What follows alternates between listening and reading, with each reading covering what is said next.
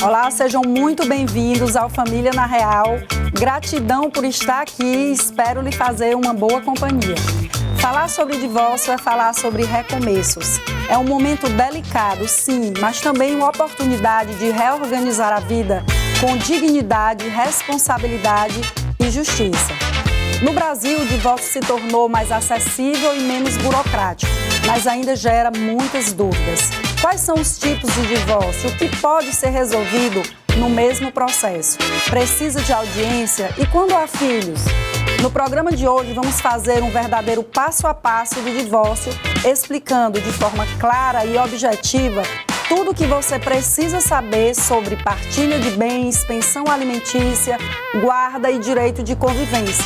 Porque mesmo quando a relação conjugal termina, o respeito e o cuidado com os vínculos familiares precisam continuar. Começa agora o Família na Real e é na TV Cidade Verde.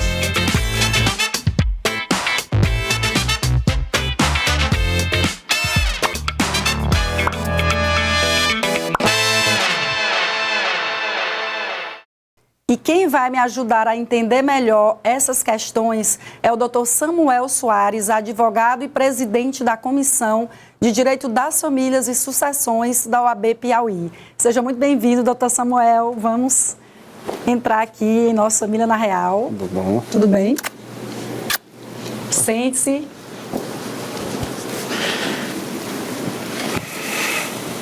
Doutor Samuel, eu queria agradecer a sua presença aqui, a sua disponibilidade, a sua atenção, por estar aqui conosco no Família na Real, discorrendo sobre um tema tão importante que a sociedade ainda tem muitas dúvidas, que é o divórcio. Então, a gente quer tratar aqui sobre vários aspectos do divórcio. Você que é presidente da Comissão de Direito das Famílias e Sucessões, então seja muito bem-vindo à Família na Real.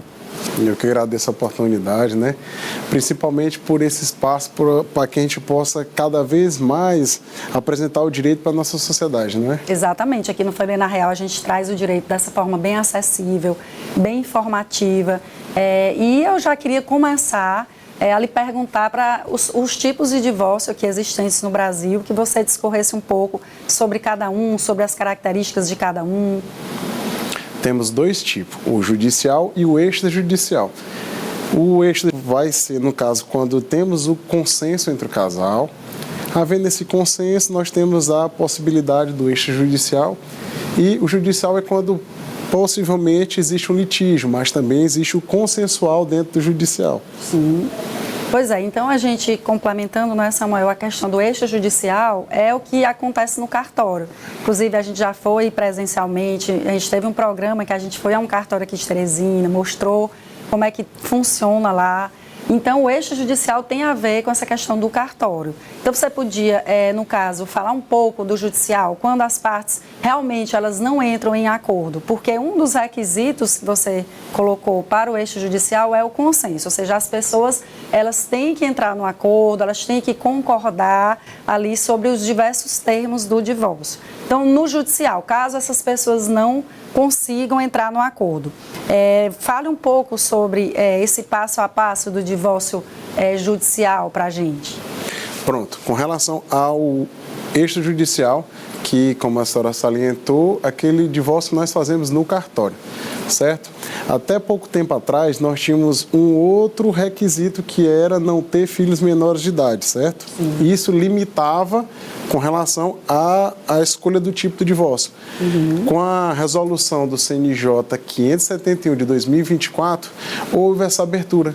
A abertura que facilitou mais ainda essa forma do divórcio, que agora a limitação é somente o consenso. Com filhos menores, é possível se fazer o divórcio extrajudicial só limitando a parte do consenso. Porém, né, eles exigem, inclusive aqui no Piauí, a gente teve normas, né, a normatividade dos cartórios dizendo que a pessoa teria que provar que isso já foi resolvido no âmbito judicial, não é isso? Isso. A ressalva que tem com relação a isso nessa resolução é que para que se haja esse divórcio, havendo filhos menores, é que seja solucionada a parte da guarda, convivência, que é a mesma de visitação, e a pensão alimentícia seja feita judicialmente. porque o Ministério Público ele tem que fazer parte, ele tem que fiscalizar esse ponto processual para que as partes do processo não se tornem vítimas, né? Sim. E no divórcio judicial, hoje se o casal, o ex-casal não entrar no acordo, né? Ele procura ali um escritório, procura um profissional para lhe acompanhar, então o que ele vai precisar para dar entrada nesse processo judicial? Pronto, antes disso, eu esqueci de pontuar que é importantíssimo e é necessária a presença do advogado no processo extrajudicial, mesmo sendo consensual. É uma das condições para que esse processo possa realmente ter a legitimidade, é que seja ocupado com o advogado. Com relação às etapas do divórcio judicial, certo? Sim. Primeiramente, são dois tipos, o consensual e o litigioso. O consensual vai ser da mesma maneira que é do extrajudicial, só que a diferença é que vai ser homologado pelo juiz. Trazemos um termo de acordo, onde as duas partes elas vão consentir e o juiz vai só homologar aquele acordo caso não esteja suprindo nenhum direito, nem tolhindo nenhum direito das crianças, caso o casal venha a ter filhos. E com relação ao litigioso, é quando realmente não existe mais conversa entre o casal. Sim. Existe o conflito, não consegue entrar em um ponto comum e vai para o litigioso. Aí nisso começa toda aquela batalha, que é inicialmente se procura um advogado, entra com a ação, aí vai ter a intimação das partes, vai ter, que no caso é a citação, vai ter a audiência de conciliação. Se tiver acordo, continua já para dali, o processo vai dar um salto, que realmente já possivelmente já vai para a parte da homologação desse acordo. Uhum. Mas caso não, vai ter a instrução, e da instrução vai ter uma sentença, registro e por aí vai. Sim. E Samuel, então quer dizer que dentro do divórcio você já pode fazer outros pedidos, né? Esclareça também para nosso telespectador sobre isso, porque aí você falou de filhos, então esclarece sobre os pedidos que podem ser feitos no âmbito judicial também. Pronto, com relação ao divórcio, ele pode ser você pode dar entrada na ação de divórcio acumulada com outras ações, que no caso, quando existe o divórcio e existe filhos envolvidos, tem mais ações que podem ser unidas a isso, que é o divórcio, a ação de divórcio em si, que pode se juntar com a ação de guarda, a ação de convivência e visitação, a ação da pensão alimentícia, que particularmente eu divido. No nosso escritório a gente faz cada uma ação diferente, porque querendo ou não, vai cair em juízes diferentes e por conta da celeridade, porque tem decisões que eu posso ter elas mais breves do que as outras, do que juntar num processo só para tudo ser decidido em um único momento. Certo. Ou seja, dentro do divórcio você pode acumular com pedidos de pensão alimentícia, caso aquele casal tenha filhos, com regulamentação da guarda, que é na situação em que aqueles pais ali, geralmente eles não conseguem se entender ao final da relação, não tem aquela... A gente queria muito, né, que o diálogo fosse respeitoso, satisfatório, mas nem sempre é. Então ali a gente pode trazer uma petição completa, que conste ali um plano de parentalidade, de convivência, a questão da guarda, vai ser guarda unilateral, vai ser guarda compartilhada, vai ser a questão da pensão, quem vai ficar com lá de referência, se for guarda compartilhada, o outro vai pagar a pensão. Então, é uma situação em que o profissional, ele tem aí, como você disse, essa liberalidade de juntar tudo e também, eu acredito que seja uma situação que ele vai discutir com o cliente, porque pode ser interessante para ele, hoje com as tutelas que a gente tem, né? De evidência, a tutela ali, as liminares que a gente diz, pode ser interessante juntar, como também não é isso? No seu escritório você costuma separar, né? E pontuar também que é o momento da partilha de bens se acharem necessário, porque com essas resoluções, essas modificações que tivemos através de resoluções, foi colocado em questão o momento da partilha. E foi liberado que não necessariamente você pode se divorciar e deixar a partilha, tanto como ação de guarda, convivência, alimentos, para o momento posterior. Certo, para outra oportunidade. Isso. E em relação ao divórcio extrajudicial, a gente conversou que tem alguns requisitos, né? Então eu queria que a gente detalhasse mais esses requisitos, além da presença do advogado, que inclusive pode ser para os dois, não é isso, Samuel? Isso. Continuando seu raciocínio, inicialmente, para que seja extrajudicial, o ponto-chave da questão é que haja um consenso, Sim. que haja acordo. Não havendo acordo, vai para o litígio. Havendo esse acordo, abre-se a porta de você fazer ele consensualmente judicial ou extrajudicial. Por que se a maioria das vezes nós optamos pelo extrajudicial? Por conta da brevidade. Quanto mais cedo nós conseguirmos colocar um ponto final nisso, melhor vai ser a convivência daquela família. Como nós já passamos muitos anos trabalhando com isso, nós sabemos que esse ponto final ele é necessário para que ambas as pessoas elas consigam dar continuidade à sua vida, não é?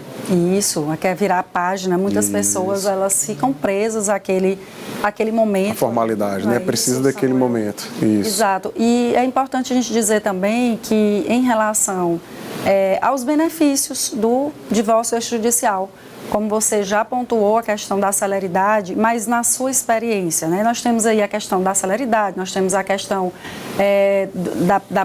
do próprio desgaste das partes, porque a gente sabe que uma ação judicial ela tem aquele desgaste maior, né? Juiz, promotor, ali as partes que muitas vezes você nunca viu, aquela situação de audiência. Então, são situações estressantes para um momento que já não é fácil, não é isso, Samuel? Isso. Então, na sua experiência, em relação às custas, né, do divórcio extrajudicial, você considera também que de fato, são menores e que, de fato, também existe essa agilidade maior, porque, por vezes, a gente vê alguns profissionais falando, olha, o cartório tal exige tanta coisa que se torna às vezes difícil, se torna às vezes realmente até mais devagar do que na justiça.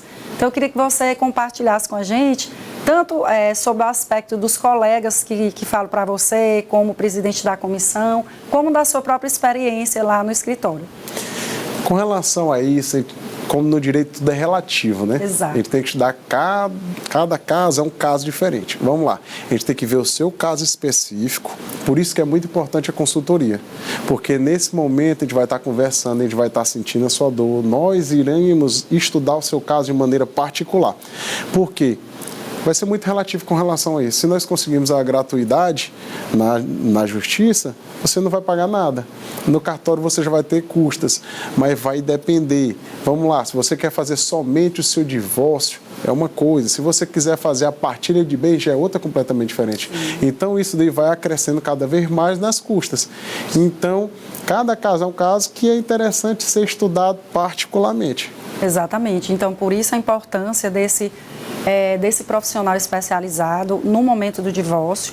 Então, por mais que o divórcio seja extrajudicial, que exista, vamos dizer aí, menos burocracia, no sentido de que não tem litígio, que realmente você comparece ao cartório já com um termo pronto ali, pode existir essa questão, né, de demorar também um pouco, mas não como na justiça, não é isso? É importante salientar com relação a isso que agora nós temos outros meios mais viáveis com relação ao Sejusc. Exato. Eu costumo assim, eu sou conhecido muito por fazer acordos. Eu prefiro bastante porque o litígio só causa discórdia. Cada vez mais você vai dilapidando a família, que quase sempre a família é constituída com o pai, a mãe e os filhos. E quanto mais há esse desgaste, mais há o conflito entre os adultos e os filhos que estão assistindo isso, estão sofrendo com relação a isso.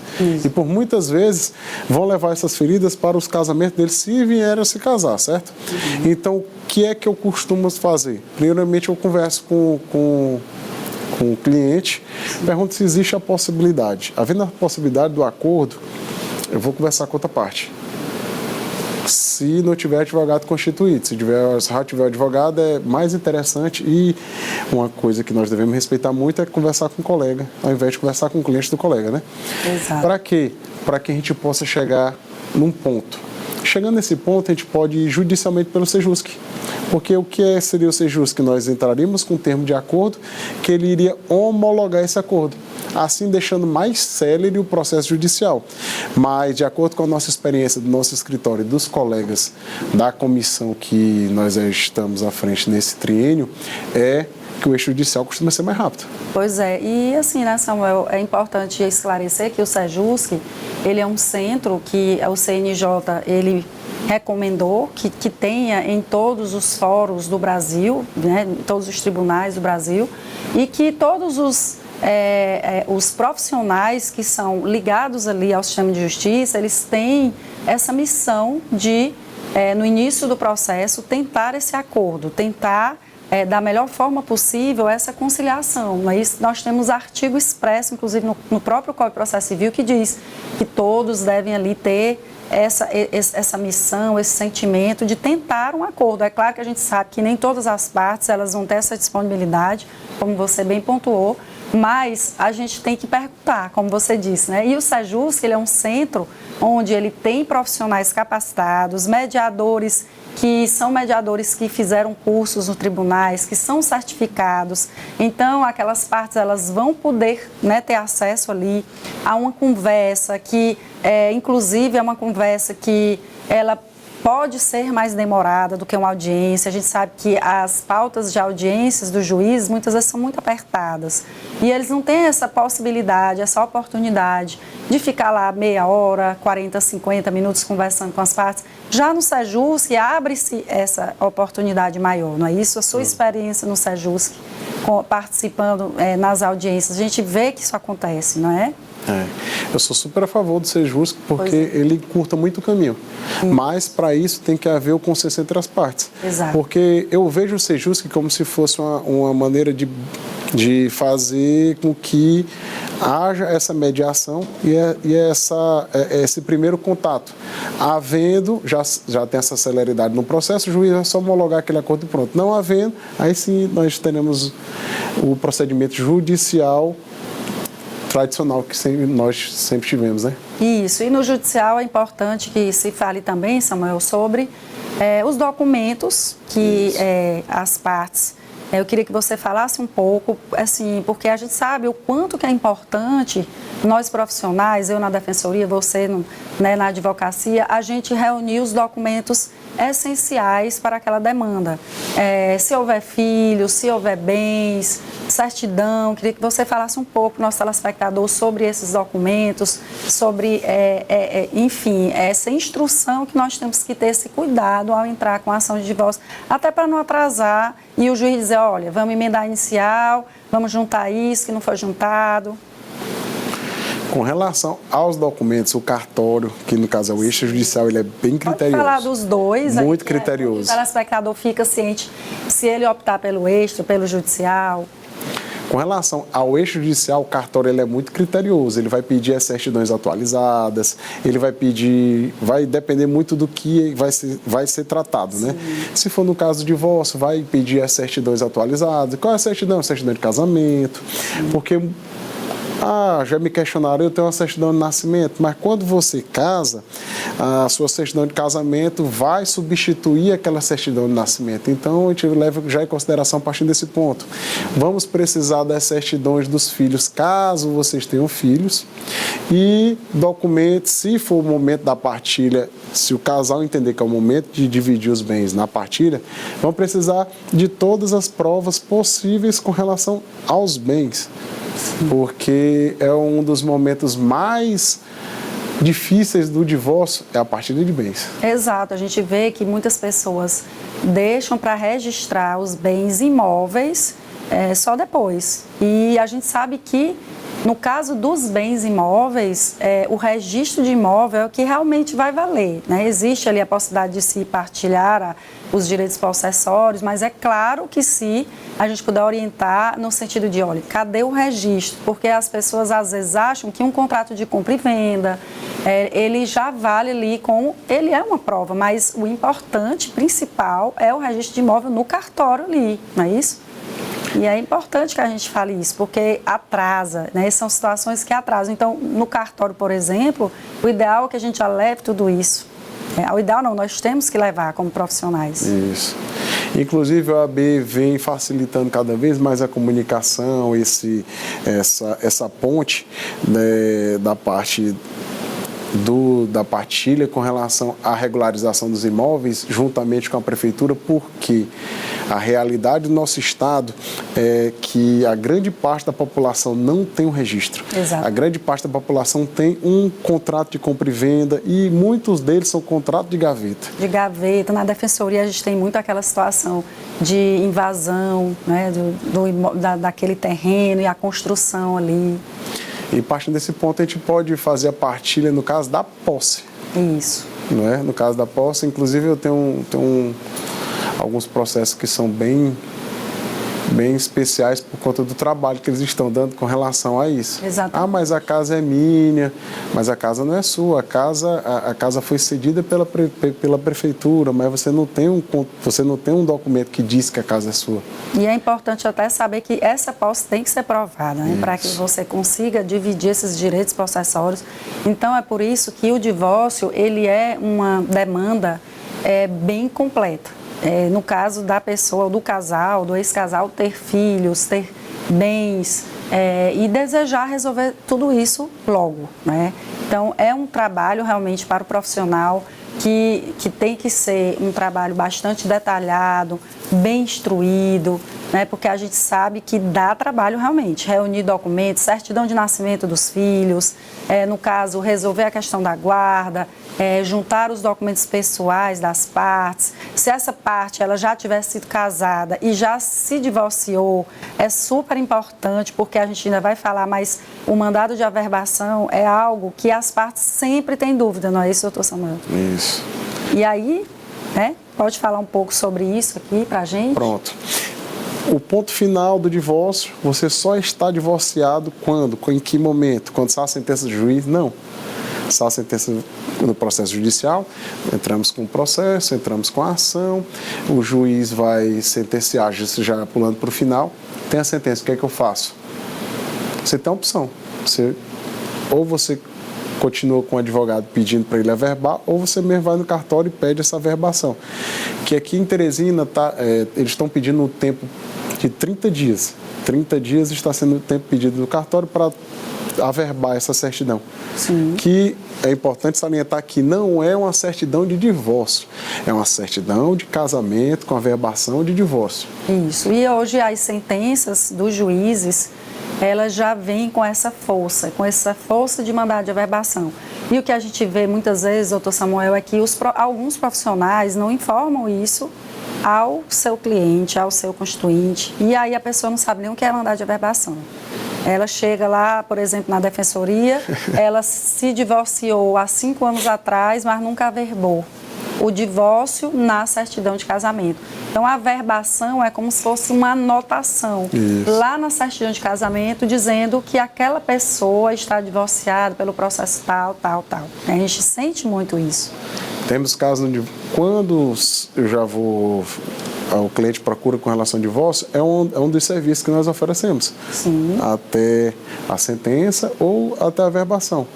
Inclusive, gostaria de pontuar que não precisa de advogado para averbar o divórcio, mas nessa vida corrida que nós temos hoje em dia, se o advogado já está na frente do divórcio, por que já não entrega já a certidão já averbada, caso seja contratado para isso? Exato. E tem também situações que a própria secretaria, ela expede para o cartório hoje com os nossos meios, né, virtuais, através de e-mail, né? Tem essa situação também, principalmente na defensoria, que as partes por vezes não tem como, ou se casaram em outro município, não é? Eu tenho um exemplo a pontuar lá no escritório, que é o quê? Chegou uma cliente que queria se separar. Aí quando eu fui ver, o caso dela não é separação. Primeiramente, ela nem casada era, e nem separação não é, divórcio, né? Sim. Queria se divorciar. Não é divorciar, porque não foi casado. Quando não é casado é o quê? É união estável. Sim. Nós teríamos que reconhecer estável para depois dissolver essa união estável. Só que o marido dela, que no caso seria o ex-companheiro, ele já vinha de um divórcio. que ela me apresentou essa certidão de casamento dele, que nem averbado não estava. Então, vamos lá. Para começar a fazer essa dissolução, teremos que fazer o quê? Primeiramente, averbar a certidão de casamento do ex-companheiro dela, para depois pedir a união estável entre eles. Para depois vir a dissolver. Exatamente. E ainda tem a questão da prova do início dessa união. Isso. Então, calma aí que a gente conversa já um pouquinho mais. Então, nós vamos agora para um rápido intervalo e voltamos já.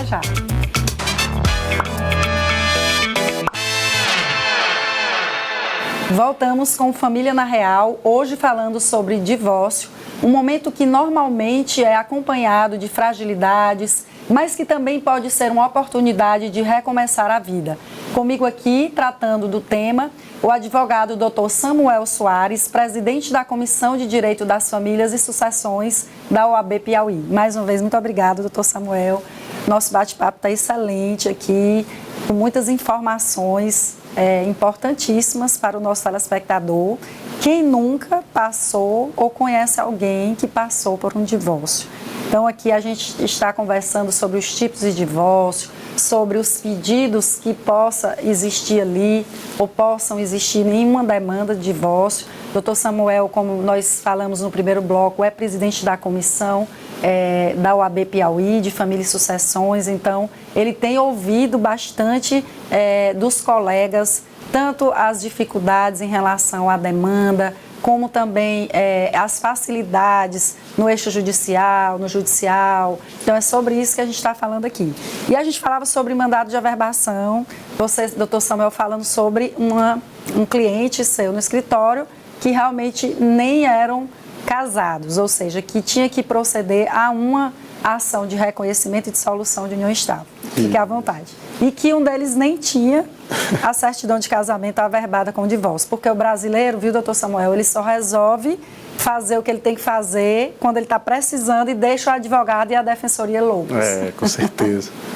Esse caso em si, eu gravo vídeos no Instagram, né, nas redes sociais. Sim, diga seu perfil aí para o nosso telespectador lhe seguir. Doutor Samuel compartilha muito da prática dele também.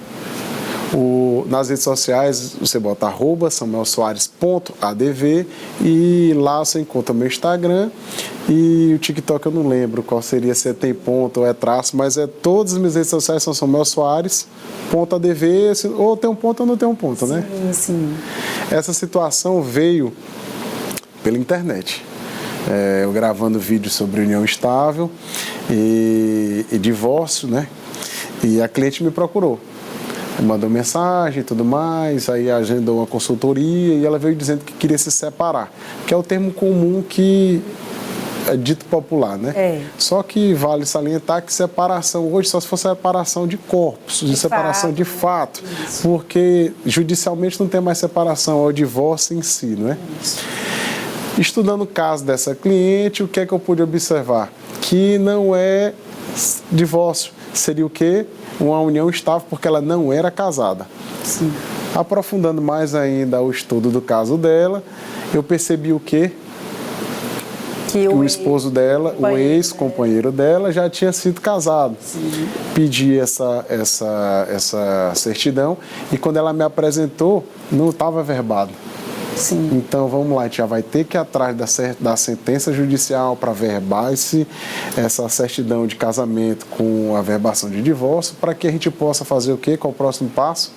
A gente comprovar essa união estável, o começo da união estável, para que ter o reconhecimento da união estável, para depois a gente pedir a dissolução dessa união estável. Isso, e aí é importantíssimo, Samuel, porque aí a gente tem várias coisas importantes nesse caso. Como, por exemplo, será se uma pessoa que não formalizou o divórcio, ela pode viver em união estável? E isso é importantíssimo, porque acontece muito. A pessoa, ela acaba a relação ali, que a gente chama na nossa área de separação de fato, que é isso, não vive mais como um casal, não moram mais juntos, não estão mais sob o mesmo teto, porém ela não formaliza aquilo, ela não entra com ação de divórcio, ela não averba o divórcio, porque é o final ali, a conclusão, ela precisa fazer essa averbação para que exista essa publicidade em relação a terceiros e ao cartório, que a pessoa é de fato divorciada. Mas ela pode constituir uma união estável? Então, a resposta é sim, né? Então, no código diz lá que a pessoa pode, a lei da gente, né? Diz que a pessoa pode viver em união estável desde que ela esteja separada de fato. Porém, no nosso código também não aceita a bigamia. Então, eu não posso casar 2 vezes. Eu preciso me divorciar primeiro, averbar o divórcio na certidão para depois eu me casar, não é isso? Outro caso bem específico que veio através das redes sociais, um senhor me procurou, porque a companheira dele descobriu que ele tinha envolvimento com a outra mulher. Sim. Só que, na verdade, ele não tinha envolvimento com outra mulher, ele tinha uma outra família. Ele tinha 2 famílias, uma aqui e outra no Maranhão. Também já tive, assim. Aí, estudando o caso dele, o que é que eu descobri? Começaram basicamente na mesma época, os filhos têm basicamente a mesma idade, se ela tem noção disso. Olha só. Aí a confusão a gente vai reconhecer a união estável de qual dos 2? Não, tem que escrever a data de começo, a data de final, se realmente eram paralelas, qual é que ele tinha intenção de constituir família, qual é que não era família, que é a famosa amante, concubina. Isso, que não tem direito a nada. Porque assim, na nossa legislação, ela não reconhece as famílias paralelas, no caso, não é isso? Pronto. Com relação a isso, ia levantar até um adendo. Sim. Se fosse a vítima, no caso, tivesse me procurado com relação a isso, no caso, a companheira, né, que é o termo correto. Sim. Eu teria tentado provar qual das 2 seria, porque ele estava ameaçando, já que vai separar de mim, eu vou assumir a outra, eu vou assumir com relação a que o filho nasceu primeiro, mas os filhos, até o nascimento dos filhos é bem próximo com relação. Aí, Samuel, é aquela questão, tem que ver a questão da boa-fé, né, tem que ver a questão também da construção do patrimônio e se ela colaborou com essa aquisição do patrimônio, porque mesmo que não reconheça, tem a questão da possibilidade, né, de se ela tiver contribuído, ela receber também a parte que ela contribuiu. Mas é bem complicado. Como ele disse, esse caso é bem particular, porque ambas são donas de casa. Sim. Ambas ele tirou do bolso dele para fazer. Ele tirou dos empregos delas, são mãe dos filhos, ficam em casa. E a diferença uma ele namorava há mais tempo. Sim. E a outra ela veio namorar depois. Mas no tempo de morarem juntos, eu não sei o que passou pela cabeça dele. Esse é o direito das famílias real. Pois, Samuel, a gente queria agora falar um pouco mais sobre a partilha de bens, que é o que a gente está conversando aqui. A gente comentou sobre a possibilidade de não se realizar a partilha no momento do divórcio. E eu queria que você falasse um pouco, se não fizer, quais são as consequências disso, se é possível realmente, tanto na união estável como no divórcio, na dissolução da união estável, de se realizar a partilha no momento posterior. Com as novas resoluções que nós tivemos em acesso, que são bem acertadas, a partilha de bens é um momento crucial no divórcio, porque a maioria das vezes é que causa mais mal-estar na relação, com relação ao acordo. Por muitas vezes, quem trabalha na família é o homem, e a mulher fica em casa cuidando dos filhos, cuidando da família, da casa. Mas trabalhão também. Devemos pontuar o que, para mim, isso dá muito mais trabalho do que realmente sair de casa, trabalhar. Eu tenho uma filha de 3 anos agora. Sim. E minha esposa está grávida novamente, vai nascer agora em agosto. E quando eu tenho que ficar em casa, quando eu vou trabalhar para cobrir, que eu vejo o tamanho que é o trabalho que tem uma dona de casa. Não que minha esposa seja dona de casa, realmente. Ela, mas eu entendi. Ela é empresária, ela... A mulher acumula tudo, né? Todas essas atividades. E por isso que eu sou admiro muito as mulheres. Por quê?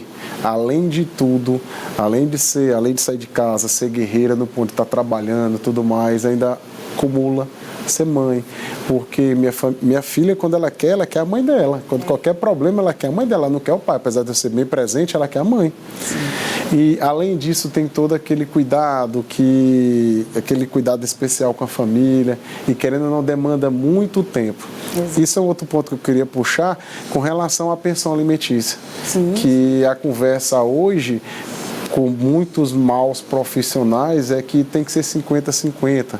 A mãe paga 50 e o pai paga 50. A gente sabe que é um mito isso, não é? Totalmente, isso é uma falácia absurda. Sim. Como é que eu vou pagar 50%, a mãe vai pagar 50%, porque a maioria das vezes o filho fica com a mãe.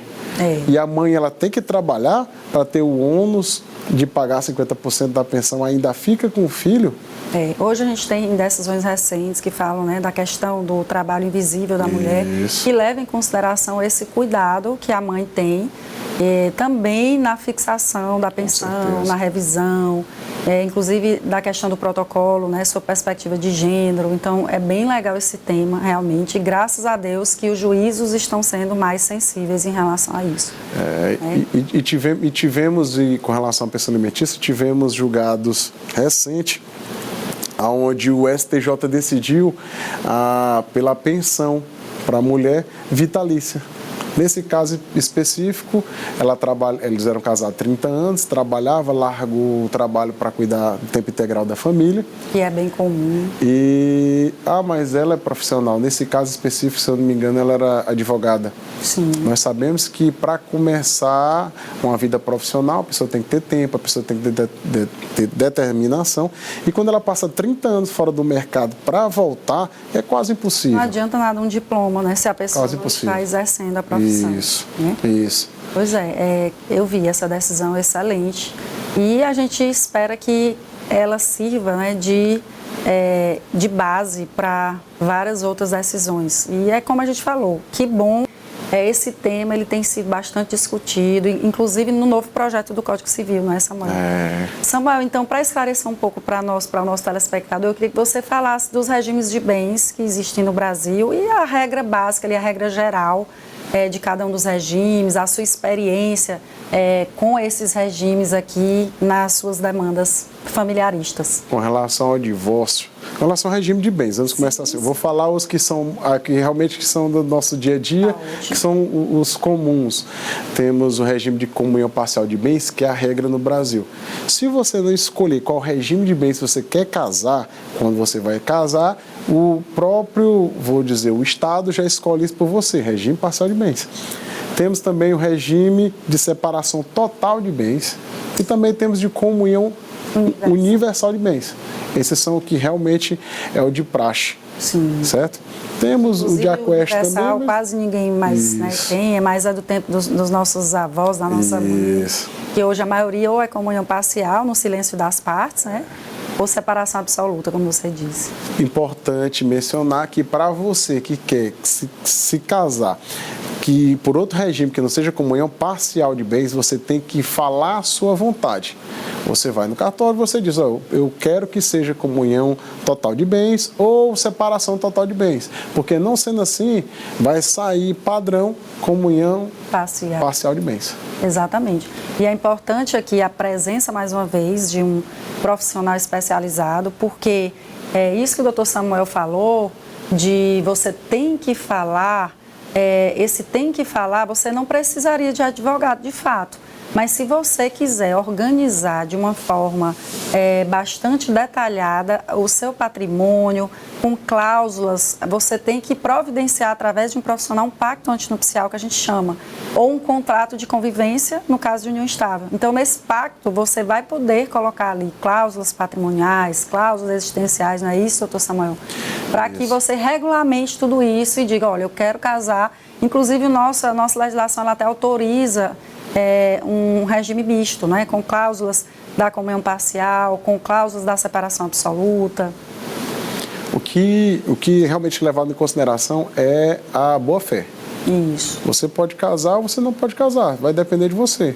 Eu sempre aconselho, primeiramente, você procurar um advogado especialista que ele vai te dar as diretrizes, ele vai dizer quais são os caminhos que você pode seguir. É melhor, eu sempre digo isso nas minhas redes sociais, é melhor a senhora se prevenir do que pagar o preço. Isso. A senhora pode casar ou não. Eu não quero casar. Procura advogado, que o advogado vai lhe instruir no quê? Pode fazer pacto. Você pode fazer um pacto, você pode fazer um pacto nupcial.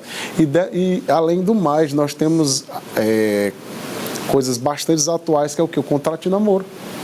Isso.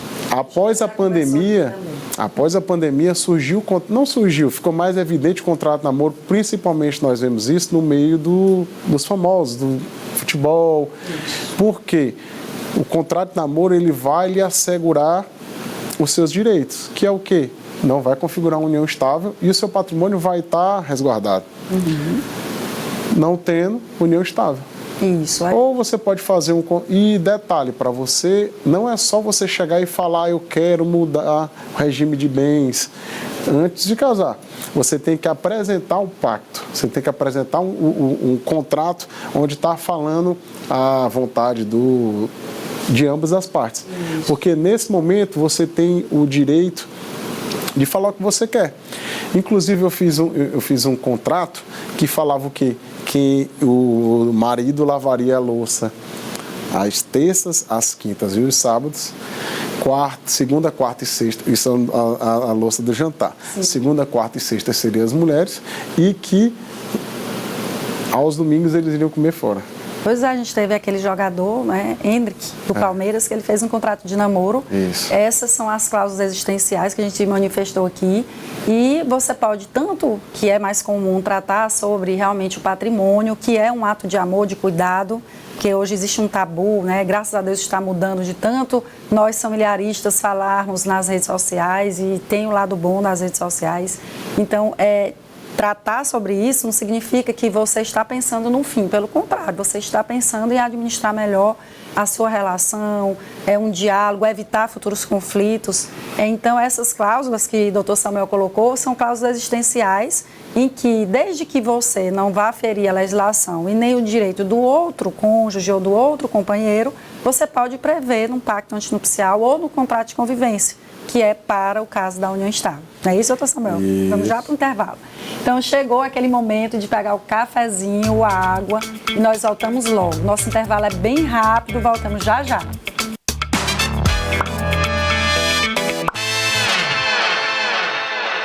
Voltamos com Família na Real. Para quem chegou agora, no programa de hoje nós estamos tratando sobre divórcio, algo que se tornou mais acessível e menos burocrático, mas que ainda gera muitas dúvidas. Estou recebendo aqui o Dr. Samuel, muito obrigado, Dr. Samuel, advogado e presidente da Comissão de Direito das Famílias e Sucessões da OAB Piauí. Dr. Samuel, a gente falava sobre partilha, sobre regime de bens você falava sobre os mais comuns, né? Então, a gente sabe que no silêncio das partes, o que vai vigorar ali naquele casamento ou na própria união estável é o regime de comunhão parcial de bens, não é isso? Bastante à vontade para falar um pouco sobre sua experiência com os regimes de bens. Pronto. Com relação ao divórcio nos regimes de bens. Quando é o divórcio referente ao casamento que foi feito no regime parcial de bens, a gente deve prestar atenção quais foram os bens que foram constituídos no decorrer desse matrimônio, certo? Porque aquilo que você conseguiu antes do seu casamento é seu. No regime parcial de bens. É seu. Regra geral. Isso. Ah, mas eu ganhei uma herança dentro do casamento. Vai dividir? Não. No caso da herança, não. No caso da herança, continua sendo sua. Herança, doação, né? Isso. Agora a gente vai para separação total de bens. Na separação total de bens, divide ou não? Em regra, não divide. O que é seu antes do casamento e durante o casamento que foi constituído, cada um fica com o seu. Mas só que nós temos exceções com relação a isso. Sim. Se for comprovado que mesmo com a separação total de bens, nós temos até decisões bem acertadas nos nossos tribunais com relação a isso. Se for comprovado que foi trabalho mútuo naquela aquisição daquele patrimônio do casal, de separação total de bens, é possível sim ter a partilha desses bens. Eles chamam até de condomínio, na verdade não é uma ameação, né? É um sistema de condomínio em que cada um dá uma parte e no final divide conforme a sua contribuição, não é isso? Mas em regra não divide. Separação, não divide. Cada um tem o seu. Pronto. E a comunhão universal, como você bem pontuou, o que era seu antes vai dividir também, né? A parcial. A universal, que eu digo. Aquela que você falou no bloco passado, né? A comunhão universal, aquela total ali. Aí com relação ao outro regime que seria a união dos bens, sim, que realmente é tudo dos dois. Comunhão universal. O que acontece? O antes, o durante, são dos dois. Certo. Então, separou, vai ser dividido ao meio para os dois. Ótimo. Então, doutor Samuel, a gente vai mudar aqui um pouco de assunto, falar sobre guarda de filhos. A gente falou que no divórcio também existe a possibilidade da gente tratar sobre guarda e direito de convivência na existência de filhos.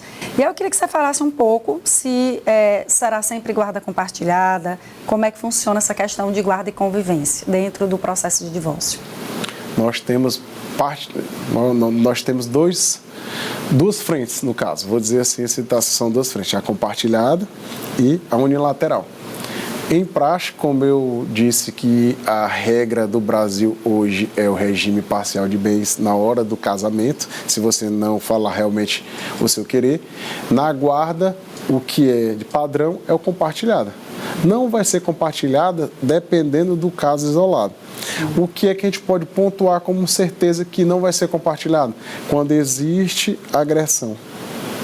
E onde a vítima pode ser a mãe ou os filhos. Havendo essa agressão, onde já vamos adentrar na parte do direito da Maria da Penha, o agressor ele vai ser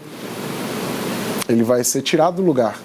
Tirado do lugar, o genitor não agressor vai ficar com a guarda do filho. Sim, exatamente. É importante, essa é uma lei recente, né, doutor Samuel, que ela impede a fixação imediata da guarda compartilhada. Então, existindo agressão, a regra geral, guarda compartilhada, que é aquela em que os pais eles têm o direito de participar da vida do seu filho no sentido de gestão de interesse, né? Existe aquele mito também da guarda compartilhada, 15 dias com cada um e não tem nada a ver. Né? Isso seria a guarda alternada, Isso. que já existiu. Que na verdade nos livros nós estudamos que existe, mas não é adotado, porque a criança ela precisa do endereço de referência, ela precisa saber que ali ela mora na casa da mãe ou mora na casa do pai, que ali é o endereço dela e que ela tem o direito de visitação do outro genitor. Na verdade, essa guarda alternada ela não é prevista expressamente no Código Civil, mas a convivência alternada sim, né? Então, na verdade, quando as pessoas entendem essa guarda compartilhada como uma guarda alternada, é uma convivência alternada. Porque a gente viu que existe uma diferença muito grande entre direito de convivência e guarda. Isso. Né? É importante, era o que eu ia falar agora. Isso. Eu só lhe lembrando, vai lembrando de tanta coisa, é ótimo por isso. O direito em si ele é muito complexo. Isso. É por isso que nós precisamos sociedade, precisamos dos facilitadores do direito, que são os advogados defensores, que eu costumo falar que seriam a mesma função, né? Sim. Com relação ao que? Me procuram sempre no escritório, nas redes sociais, querendo falar de guarda. Mas não deixa passar final de semana comigo. Mas eu só vejo uma vez na semana. É o ponto de maior conflito, né? Pode-se dizer, quando tem filho. Temos uma diferença, isso não é guarda. Isso é direito de convivência, direito de visitação, que anda próximo. A guarda compartilhada, guarda unilateral, o que nada mais é do que aquele genitor que ele está com a guarda do filho, ele vai decidir pelo filho. No caso do compartilhado, ambos decidem. Se for unilateral, aquele que tem a guarda vai decidir sozinho. Com relação a passar tempo com o filho, ver o filho, final de semana, dia de semana, isso não é guarda. Isso é direito de convivência. Você vai no processo, caso venha existir, e eu sempre digo, tudo através de processo. Não aceite acordo de boca.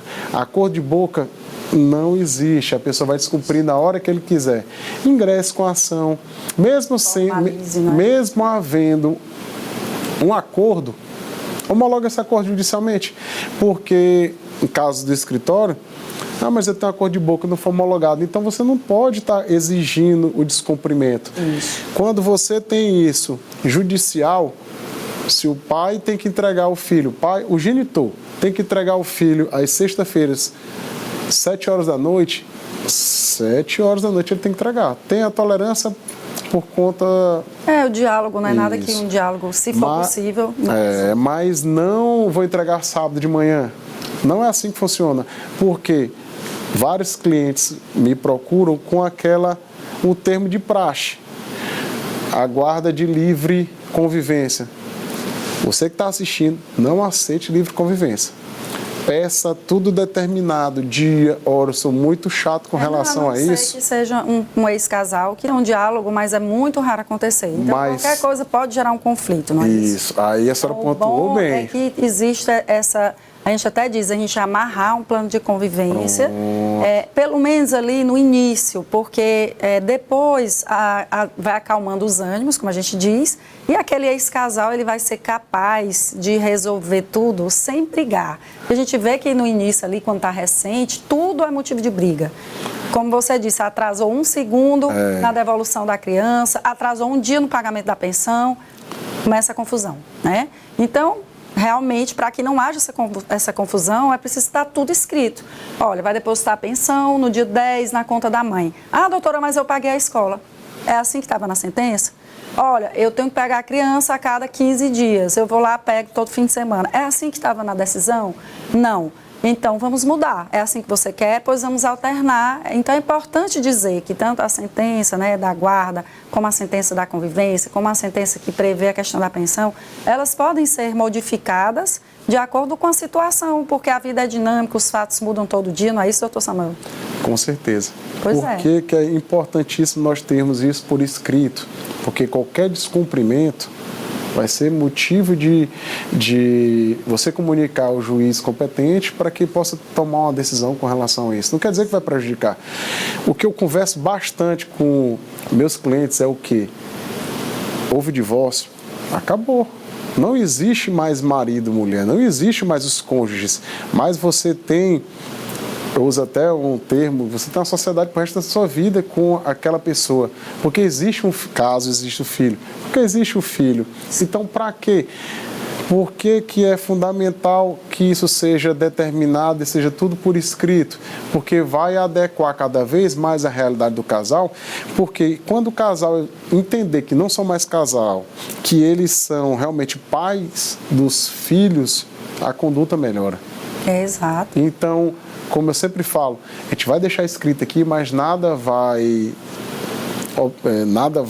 impedir que você libere seu filho passar mais tempo. Isso, inclusive hoje nos contratos modernos a gente tem cláusula que diz, olha, se as partes decidirem por mudar o que está escrito aqui, se ambos concordarem, não tem problema.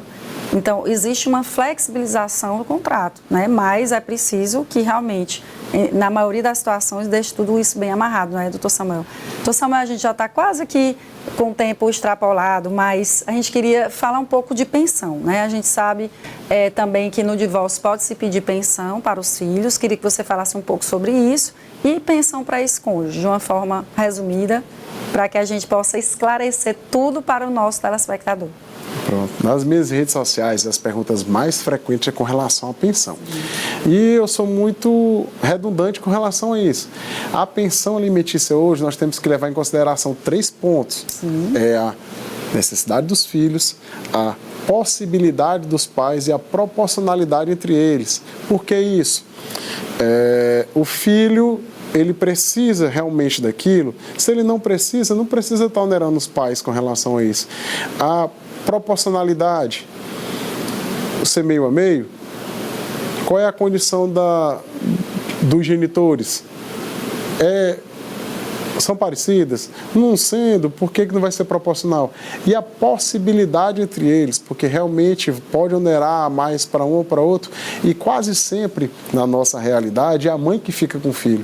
Se a mãe fica com o filho, nada mais justo que esse tempo que ela passe com ele possa ser quantificado. E nisso o genitor que não participa tão diretamente dessa criação, que ele possa estar contribuindo com mais. Isso. Exatamente. Suprindo esse tempo, né? Exatamente. E em relação à ex-esposa, né?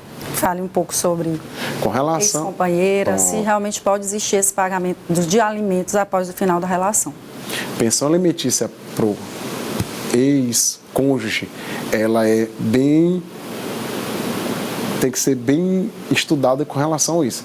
Primeiramente, a necessidade. Porque tudo é necessidade, tudo vai partir da necessidade. Outra coisa, com relação à profissão. A pessoa tem uma profissão, a pessoa tem condição de ter uma vida proporcional àquela que ela não tinha, porque vamos parar para analisar, a pessoa vivia numa vida luxuosa, separou, agora está vivendo uma vida que ela não tem condição de nada, que realmente o trabalho dela ela não consegue suprir isso, nada mais justo que ela ingresse judicialmente para que ela possa pedir essa equiparação. Ou seja, é possível, mas tem que ver caso a caso, né? E são em situações excepcionais, como a gente diz. Então, a gente vai finalizar aqui. Doutor Samuel, eu queria agradecer. E o fim de um casamento, ele não precisa ser o começo de uma guerra. Com informação, diálogo e responsabilidade, é possível passar por esse momento com mais leveza e segurança jurídica. No Família na Real, a gente acredita que o direito deve ser instrumento de reconstrução e não de confronto. Por isso, entender os caminhos legais do divórcio é também cuidar da sua saúde emocional, do seu patrimônio e principalmente do bem-estar dos filhos. Então, até o próximo programa. Doutor Samuel, muito obrigada mais uma vez pela sua participação, pela sua atenção aqui conosco. Eu que agradeço a senhora, aos telespectadores e vamos juntos tentar mudar a sociedade, né? Exatamente. E lembre-se, no coração de cada família existe uma história a ser contada. Cuide bem das suas relações. Muito bem.